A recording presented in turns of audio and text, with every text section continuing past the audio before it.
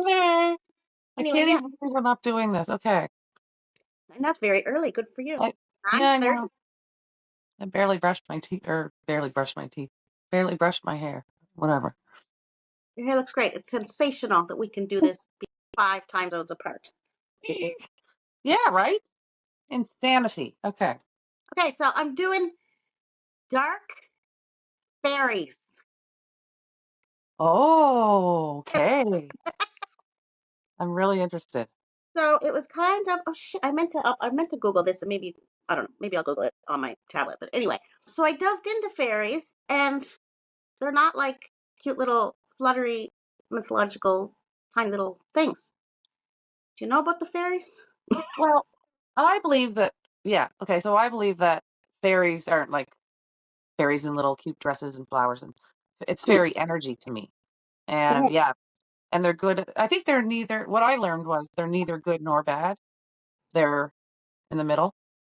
So Hmm. they can be tricksters and things like that. But with all energy, there's dark and there's light. So Yeah. let's hear this. This is interesting. It gets really interesting. So Yay. delving into the enchanting and eerie world of Irish fairies. Because apparently fairies are from all over Europe, French, Celtic, anything like that. Oh, There's they're in every, yeah. But pixies are only in England. Oh. Yeah, and they are the cute little pointy-eared tricksters. Oh, okay. Yeah, so they're different. So you gonna hurt me? Um, Not the sparkly winged creatures we're used to seeing in modern pop culture. Today we're uncovering a far darker and more mystical side of these things that's rooted deep in Irish folklore, mythology, and also I get into like actual history of a different race of people and physics. We're doing it Wow. all. Yeah. Yeah. My mind is blown already. I also am going to try and pronounce things the correct Irish way. Okay, So wait. Okay, no. I thought I lost my vape. Okay, go ahead. wait it. The security blanket. Okay. So in Irish tradition, fairies are referred to as this is a long word, but it's pronounced Doinmaha. Fuck, I Okay. said that good. Jesus, Did I'm a you linguist. ever? I wasn't expecting that at all. Where does that Yeah. word come from? It's Irish Gaelic and it means the good people. How interesting. Okay. Not always harmless. They're not small, mischievous creatures with wings. It's rather they're powerful race of people, or not people, well, the good people, which is what that word means. I'm not saying it again. Sometimes malevolent, but they're said to operate kind of in an invisible parallel world to our own, which gets me into physics later, because that's Yes. kind of a theory of the No. multiverse. Yep. Yes. Yep. Anyway, we can go down so many roads. Oh my God. Rabbit holes for days. I know. So one of the key aspects of I'm reading, so forgive me. Fairy lore is the belief that fairies are not just tiny tricksters, but an entire supernatural race of beings, and they're often seen as parallel to humans, but with a lot more magical power. Some of them are said to be beautiful and tall and radiant, and others are scary and malevolent, capable of causing chaos if crossed. So let's start by exploring some of the most famous types of fairies in Irish folklore. So here's another Gaelic word. So the first kind of fairy is called East She, Okay. or the She. The she. Okay. Yeah. These fairies are the heart of Irish folklore, often described as beautiful, tall, radiant. They are believed to be descendants of Tuatha De Danann, which is another Gaelic word, Tuatha De Danann. Okay. And they are the ancient gods of Ireland. And according to Hmm. legend, they were driven underground. So there's another race of people called the Milesians Yeah. that are supposedly the prehistoric native of Irish people. Wow. Okay. The modern Irish people are supposedly descended from these Milesians. And the Tuatha Danann Sorry. lost the battle, were driven underground, and that's why the fairy folk legend is kind of born. They're believed to live in those fairy mounds, hollow hills, ancient stone circles, places where reportedly the veil between our world and theirs is thinnest. So that's the Really? first one. The East She is the first type of fairy. Okay. The second one is the banshee, which we've heard of. Oh, yeah. The banshee is the wailing woman whose cries are an omen of death. And mournful wails are said to foretell the death of somebody you know, family member, especially in certain Irish families with ancestral ties to the fairy world. So that's interesting. Very. Not directly harmful, but her presence is ominous and terrifying. Yeah. Talking is hard. The next one is called the puka. Okay. So this is a shape-shifting fairy. They can either bring good fortune or disaster, often described as a dark force with fiery eyes, capable of causing havoc or leading people into good fortune depending on its whims. The puka is a reminder that the fairy realm is unpredictable and that no encounter with the fairy world should ever be taken lightly. The fourth one is called the Dullahan, which is a headless rider like the Headless Horseman. Headless rider who roams the land carrying his own head under his arm. And he's another embodiment of death in Irish folklore, much like the banshee. He's a harbinger of doom, signaling the death of someone who crosses its path. The last one, number 5, is leprechauns. Okay. Did you know that leprechauns were a type of fairy? Because I I always didn't. thought they were like a... No, I didn't I either. really didn't. Yeah. No. Yeah. A lot of this is really new, actually. I knew that they were neither good nor bad. You never want to bring them on. Yeah. Oh, I just got rid of the fucking mice. I don't need fucking fairies in the house. Exactly. Anyway, so leprechauns. So we see them as cute gold guarding tricksters, but normally they're not, the cheerful, bubbly, top of the morning to you type thing. Yeah. They're solitary, quiet shoemakers, deep connection to the fairy world. Kind of like, I guess, the working class of the fairies would be the leprechauns, making everybody's shoes. Right. Okay. So, interestingly enough, the origins of these fairies tie back to ancient Irish gods again, the Tuat De Danann.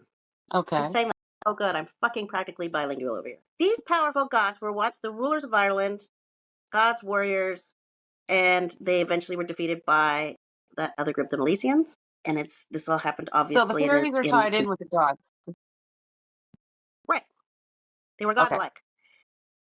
So they supposedly arrived in Ireland from mystical northern islands. So when I looked into that, there came a bunch of information about what those northern islands are. So it could possibly be referring to people arriving in Ireland or that landmass that is now Ireland from Scandinavia or the Orkney Islands or the Shetlands.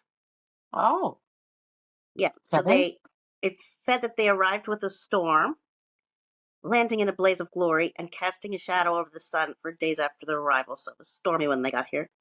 They had extraordinary skills in battle, magic, and metalworking and had a profound impact on Irish culture. They were seen to be semi-divine figures. Demigods? Yeah. Dare I say? Okay. Much like Norse gods. And there's an intriguing possibility, despite thinking that they're purely mythical, that they might have actually been based on a real set of people with boats who migrated to Ireland from those territories. There are theories that suggest they might represent a group of ancient peoples bringing advanced knowledge and technology with them, which would probably seem magical to a simpler people. I mean, Right. I feel like natives called alcohol firewater, right? Right. Like, if you have no point of reference for something, it can seem magical. Of So course. Yeah. that could be why these people immigrated into Ireland. Yeah. And seemed magical. They were just a bit more advanced. Ah. So they had different technologies, skilled artisans, skilled warriors. And it ties into belief that the theory about this being real people, possibly from Norway, Shetlands, Scandinavia, blah, blah, blah. Evidence suggests that cultural exchanges occurred between Ireland, Scotland, and Scandinavia as early as the Bronze Age. Wow. So we often think of the Viking Age as being when Scandinavians got there, but it goes back way further. Yeah. Okay. There's also linguistic and genetic evidence hinting at Scandinavian connections within the Irish population. Influence from well before the Viking Age. In their Interesting. DNA and stuff. Yeah. Ooh. So yeah, they were totally there earlier than the Vikings. So some believe that the Northern Islands were not real geographic locations, but represents a spiritual realm or an other world where these people came from. So the other world is central to many of the myths and is thought to be a place of beauty, magic, and mystery, completely separate from the human world. I mean, imagine it's 1000, 2000 BC And Mhm. people, you don't have boats. People arrive on these big, massive crafts, ships, Yeah. and they have really beautiful jewelry. Like you, of course, you would think they were magical. So I think they were probably real people that came over, but Okay. Okay. there's also a mythical side to it. Yeah. So, in this realm where the mythology of the other world is, it is said that time doesn't move the same there. Stand still, and eternal youth and power are granted. Wow. That's Uh, really cool. you This heard is it? like a parallel realm, right? Yeah. Yeah. They have a lot of stories from the land of Tir Ninog, which is the fairyland, eternal youth, all that stuff. Hmm. So that's a myth that's coming out of there.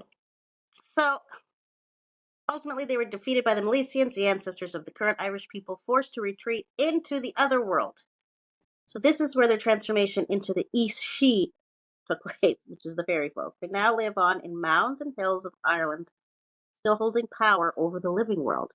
They can bless or curse, bestow favors, exact punishment, depending on how they're treated, and in certain times of the year, like the solstice and all that. Yeah. It's believed, of course, that the veil between their world and ours is thinner, and you have to be more careful because their presence is more palpable. Okay. So just let me, so it sounds different then. So like Halloween for Mhm. pagans is the time where the veil is thinnest between us and the spiritual world where our Mhm. ancestors are. So is this a different realm, a different time? So it's a different time that the veil is the thinnest. I wonder if so it's obviously a different realm altogether than where deceased ancestors are. Yeah, Because but you it's that mentioned same so time of year, like the solstice is. right. Because Halloween isn't really right on the solstice, right? No, but it's for sure the day that the veil is thinnest, believed by pagans. Hmm. It That's the one day that everybody looks forward to every year. So it's just that one day. So I'm thinking different realms, different solstices, or different times. Yeah. That's definitely a for sure. What's really funny is November 1st, of course, in Catholicism is All Saints' Day, which fucking we never celebrated in Canada, really. No, Unless you, anyway.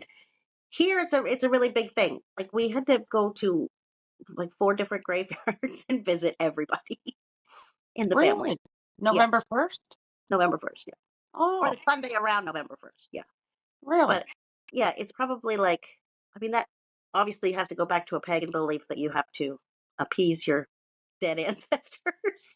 Yeah, yeah. Yeah, they're all linked in some way. So it's the Of same course. thing with the fairy folk. The veil is thinner around that time of year. Okay.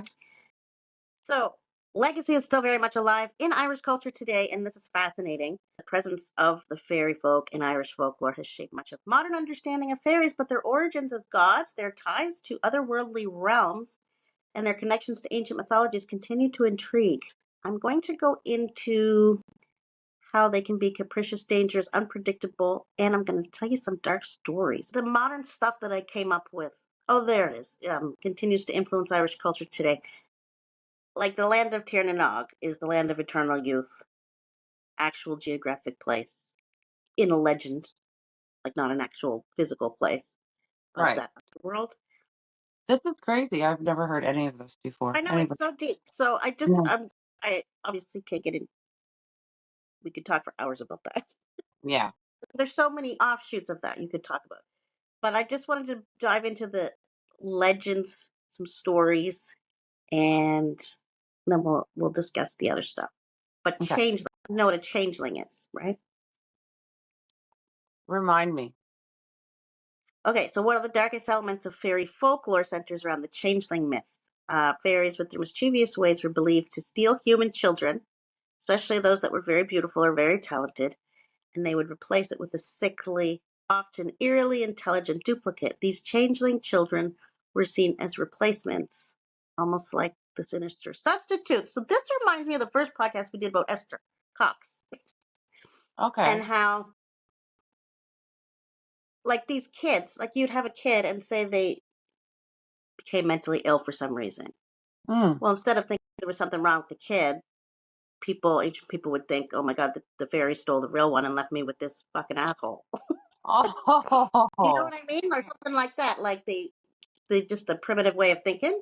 yeah, yeah. So that's, yeah. So these poor kids, could have been sick and stuff, but they would have been thought to have been kidnapped by fairies, not really that kid. So I'm going to go on. Okay. So parents in the old days, fearing their children might have been swapped or might be swapped in future, would use various methods to protect them. Iron is a material believed to repel fairies. So they would put iron near cradles. Prayers would be recited in an attempt to ward off the fairy kidnappers. But even with these precautions, there's stories of devastating consequences. Mm. Apparently, they also steal grown-ups. So I'm going to tell you about a case. So this is where I can bring murder into it as well. Mm. So this is the case of Bridget Clary, and it's one of the most famous examples of how belief in changelings led to her death. She was a young woman living in Ireland around 18, and this is the late 19th century, so 1890s. Mm-hmm. She was very beautiful. She was somewhat independent, especially for the time. She was very confident, and she kind of stood out in the small rural community that she lived in. Unfortunately, her assertiveness and success, because she made her own money, so she was always out and about, kind of, she was selling stuff that she made or something. Full of facts as usual. But her assertiveness and success may have sparked resentment in her husband, Michael Clary. Never happens. Oh. Yeah. Never. So in early 1895, she got sick. Most likely she had pneumonia or tuberculosis. Michael was convinced that the woman in his home was no longer his wife, Bridget, but had been replaced by a changeling. And he began to kind of spiral. Oh. But his belief was supported and fed by others in the community who adhered to this changeling folklore.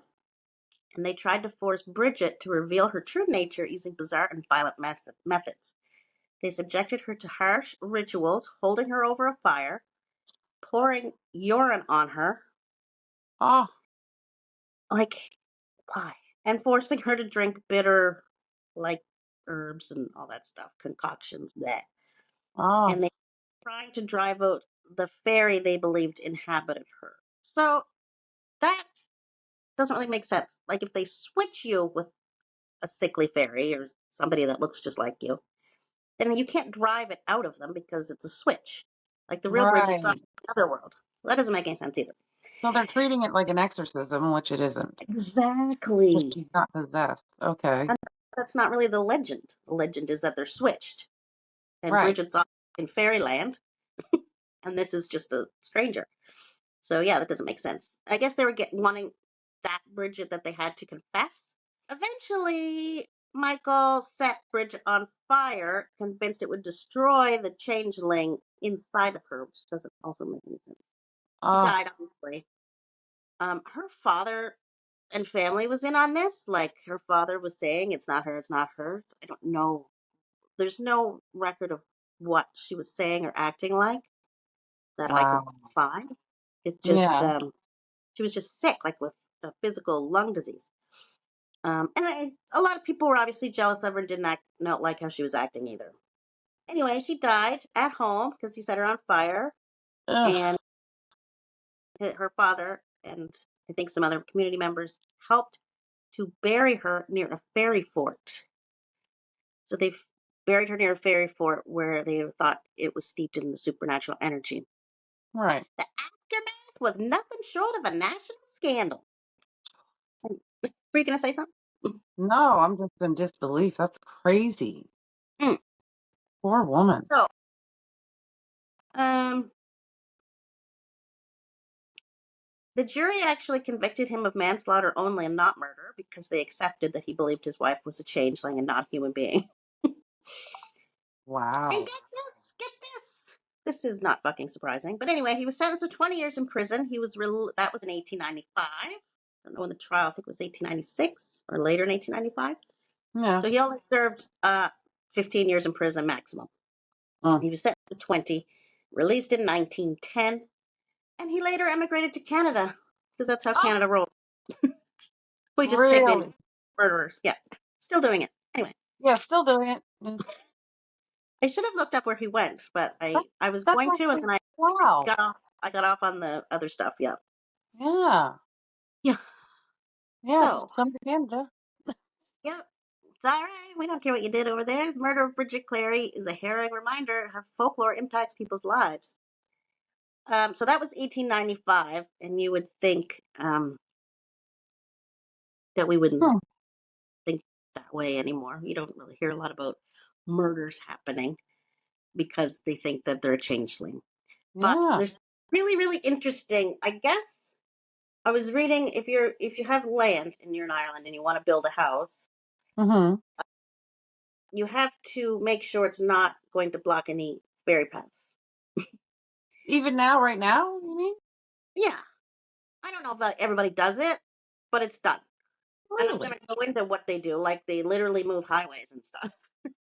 But I guess you would set up like um, where you're going to build your house. You would lay out your house and set everything up and put like plants or anything in there. So if anything was disturbed or knocked over or trampled, you would know, okay, well, we can't put it there because that's the fairy road. So you'd like build around it.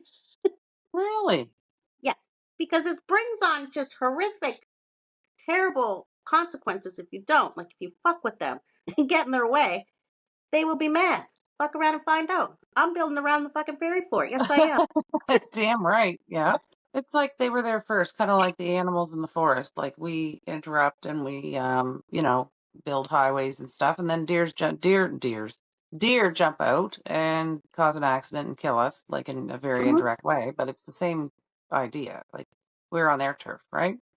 Invisible fairy paths, believed to be the routes that they travel between their world and ours. And building a house on one of these paths can invite disaster, illness, bad luck, death. Same with fairy rings, which appear as circles of mushrooms or those ancient stone rings or a circle of stone. Yeah. Uh, you can't disturb them, and you shouldn't dance inside those circles because you could be No. trapped. You could be trapped in the fairy world. Yeah, like a Living, portal. yeah, yeah, Yeah. yeah. So yeah, that stuff's taken really seriously. In 1999, during the construction of the M18 motorway highway near Latoun, County Clare, I don't know if I said that right, Latoun, there's a hawthorn tree known as the Latoun fairy bush. And hawthorn trees are thought to be fairy meeting places, I guess. Oh, Um, it became known as a heated preservation campaign because they were going to mow down this hawthorn tree to build the highway. The locals believed that the tree was a meeting place for supernatural forces and the fairies and all that, and its removal for the construction of the road would lead to catastrophic consequences. So a man named Eddie Lenehan led the charge of the protest. He's an Irish folklorist, warning that if the tree were cut down, motorists would face death and great misfortunes. Engineers confirmed that the road could be rerouted without disturbing the tree, and the Latoon Ferry bush remains standing to this day. They rerouted the highway. wow. Wow. Yeah. So, I mean, they look at it more like this, what did I call it? Irish folklorist, Eddie Lenehan. So it's more of a kind of a theme of cultural preservation as well. Yeah, for sure. Hmm. Well, yeah. Actually, yeah. That's really actually great. Happened in 2006. The developers in County Limerick had to stop building the road to avoid cutting down a hawthorn tree. In County Kerry in 2012, construction project was delayed due to the discovery of a fairy fort. The construction was eventually rerouted around the fort. Hmm. So fairy lore is not simply ancient myth, it's a living part of cultural identity in Ireland and still influences decisions in modern society, even in the world of high-speed roads and concrete buildings. Wow. Amazing. I know, it's fascinating. Would you like to hear more murder before we go on to whether fairies exist or not? Yes. Let's do it. 2003! So 22 years ago, in Scotland, 16-year-old boy Ryan McGibbon killed his younger sister Zoe because he thought she was a changeling. How old were they? I think she was, I forget. He was 16, I remember. I think maybe she was either 6 or 9.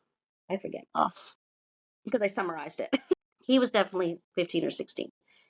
He was influenced by the fairy myths that pervaded his community, was convinced that his sister was no longer his real sibling, but a fairy child was swapped in her place. So he believed that the whole swapping went on. And what happened to him? So Or they did you think, accepted that he basically had a disturbed mind, and this led him to act on his delusional thinking. And it was ultimately classified as a result of mental illness, but he, I believe, got a life sentence. Because wow, I remember when I read that, I'm like, holy shit, he got a life sentence for murder. And they recognized it as a result of mental illness, but they still found him guilty of murder and put him away for life. So I went back to look at how old he was, and I'm like, he's only 16, and they put, but whatever. And, Michael Clary got to emigrate to Canada. yeah, of course. Anyway, in 1982, Barry Bell murdered his wife, Norma. He believed she was possessed by fairies. He had thought that his wife had become tainted by fairy spirits driven by paranoia and delusional beliefs of his own. He was convicted of manslaughter. Wow. Crazy guy. Yeah. Hmm. And recent. Yeah, like that poor kid's still in jail somewhere. I wonder why he would think that. I Their mean, belief in you it is think so strong. any teenager would seem like a changeling. Yeah, that's wow. I can't believe how strong the faith is in this. Mm. Stepping back and pondering the big question if fairies exist. Obviously, there is no scientific evidence to prove the existence of fairies, unless you include eyewitness testimony, because there is a lot of that. There was one lady who, and I don't have her name here, and it didn't even get added into my summary in the end, but she was like a aristocrat from England, and she was in Ireland, and she was at a waterway, and she saw the tall, slim fairy rise from the lake, kind of like Lady of the Lake, but she says she saw it, Mm-hmm. or she just had too many gin and fucking tonics at lunchtime. Don't know. Those I mean, aristocrats. but it could be a spirit, it could be an alien. I mean, Mm. it could be anything. Yeah, I don't know. She said fairy. The existence of them obviously isn't confirmed scientifically, but there's no denying that the belief in them runs deep in many cultures, British Isles, even parts of Europe. They've been part of folklore for centuries, often depicted as supernatural beings with magical abilities. Some believe fairies are spirits of nature, like that energy you were talking about. Mm, Yeah, and they're connected to the earth, water, forest, and things like that. yep. So I like that. I like that energy because I do believe everything has energy. Yeah. Well, Really. and ask me later and I'll explain why I actually believe that. But yeah, go ahead. So I delved into it independently. I didn't read this anywhere, but as soon as they said alternate kind of reality, living side by side with our own in a different timeline, I thought physics, like Yeah. multiverse, whatever. Yeah. So I did look it up after I cooked that up in my head. While they're basically just another race living in the multiverse in another universe or whatever.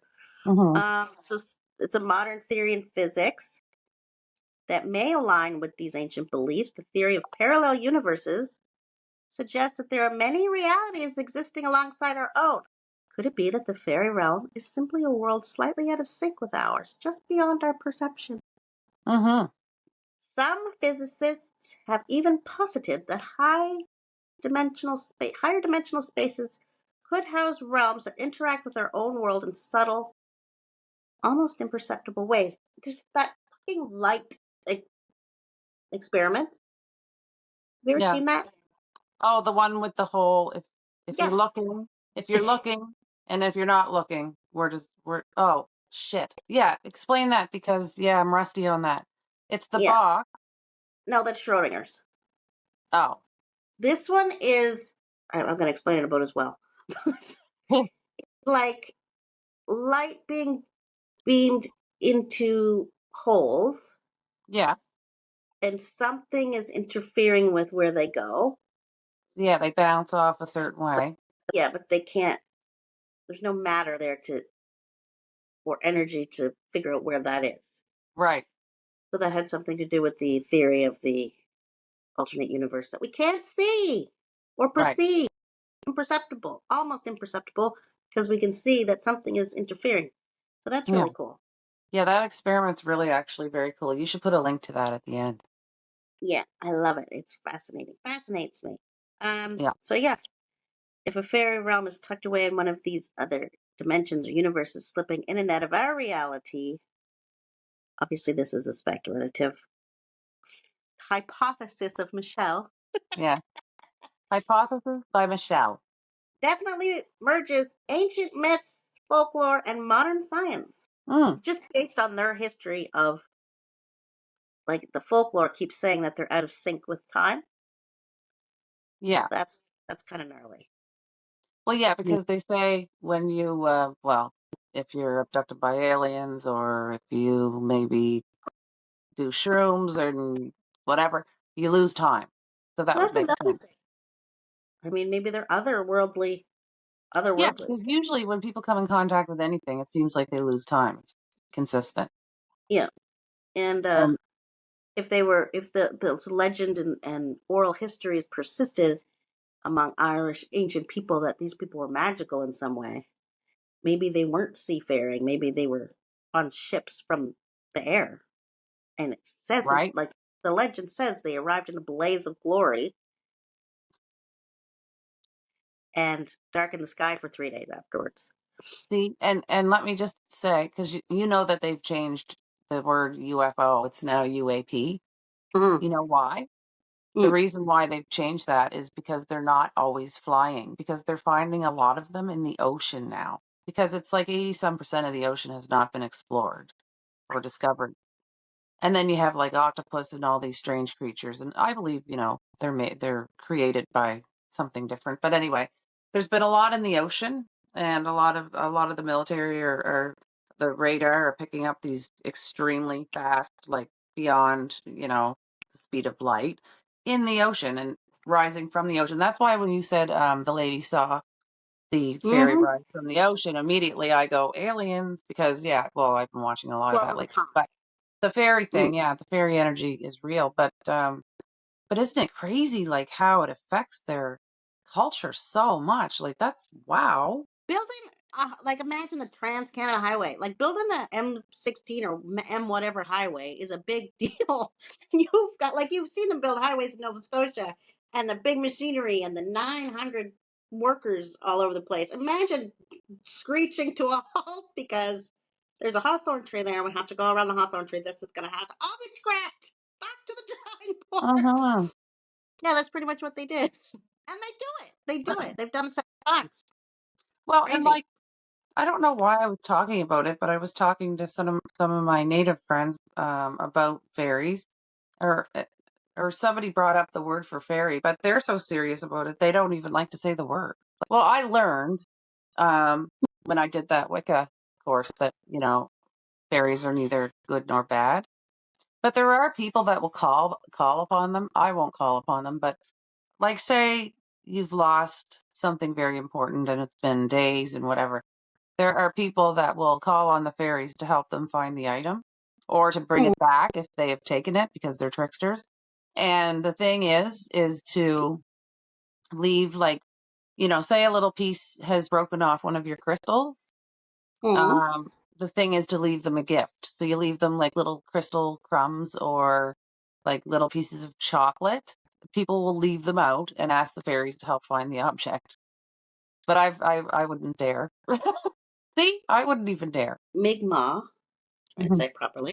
Mi'kmaq. Give everybody their proper language as best as I can. Yeah, I did the Irish. I can do the Mi'kmahi. yeah. Mi'kmahi? Well, it seems like no, just Mi'kmaq, but it seems like it's Googlemetch or something like that. Okay. I can't. Okay. So it says they have an original, they have a long tradition of seeing fairies of all kinds in everyday life. It says Bluescap's home is at Fairy Holes. You know where that is? Oh, is Just, that okay? In Cape Breton, there's a yeah, cave, and it's got two names. It's got the Glooscap Cave or the Fairy Cave. And I actually went and visited this cave. yeah. It says that the three little islands in a straight line are the remains of his canoe. Right. But why do they not want to say the word? Like, there's something about saying the word. I wish I could call my friend right now and ask. We'll finish with a little bit of if you can, or you can tell us just next time. We'll follow up on this one and then go into whatever you're going to tell me about next time. Okay. Say hi to Caroline. Hi, kitty. Where's the kitty? Kitty, kitty, kitty. Where's that kitty? Where's the kitty, kitty? Pretty kitty? I think your teeth hurt Aw, that could be it. because she really went to town chewing on. I gave her like a big it's a cardboard crown from whatever holiday they have in January, and Yeah, you get a crown if you find the thing in the cake. yeah. So I still had the crown here, and I gave it to her, and she chomped on it. She was ripping it apart. Oh, isn't there anything you could put in the freezer that she might chew on? Does she like any human food, or have you tried anything? You know, like when Caper was teething, I froze cucumbers, and he loved to chew apart the cucumbers. I still have a couple in my I freezer. read that you could freeze like little ice cubes with broth. Like, That would what the do fuck? it. Not outside. We're in the house. I want fucking broth all over the damn house. Oh, yeah, you You don't just want that. anyway. She bit and bit and bit, and I gave her a laminated piece, like a bookmark. It was really Mm-hmm. laminated Mm-hmm. on, and then just the paper. So she ate that. Well, she was biting on that, and then she was biting on her mousey. They're so little. So Oh, look at the little kitty. She's so little. sweet. She's Aw. vocal. You Never. could, That's why I think it's a girl, because I've never had a girl cat, and I've never had a cat meow so much. yeah, very vocal. So, how are we wrapping up? What were you saying? Oh fuck! I don't know. We're done.